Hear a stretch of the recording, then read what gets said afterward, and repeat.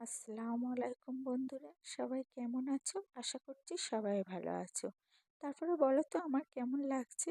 আমি না সবে ঘুম থেকে উঠেছি।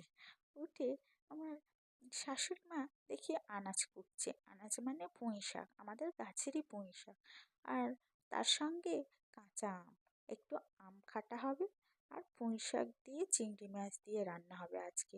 তো বললো, বৌমা একটা আম না, আমার অবশ্য বৌমা বলে না, বলে পিঙ্কি যাও তো একটা আম পেড়ে আনো। একটা আম পেড়ে এনেছি, সেই আমটা না পাকা, থাক এটা খেয়ে নিই, আর একটা আম তুমি কাঁচা আম পেড়ে আনো।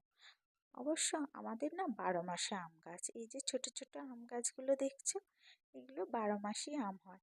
এই যে একটা আম দেখছো গায়ে কুঁড়ো কুঁড়ো, এই আমটা আমি এসে পারলাম। ওই দেখো কি আটা আমটাতে। তো আমি এসে আমটা পেড়ে নিয়ে গেলাম, পেড়ে আঠাটা ঝেড়ে নিচ্ছি। আর এদিকে দেখো আমাদের আম গাছ, এগুলো সব 12 মাসে আম গাছ, সব একটা আধটা করে আম সবসময় থাকে গাছে।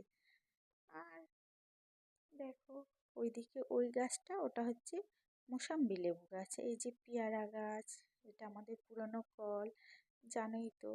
আর এই যে একটা পেয়ারা গাছ, সেই একটা পেয়ারা ধরেছে, দেখো দেখো তোমাদেরকে দেখাচ্ছি। হ্যাঁ, এই পেয়ারাটা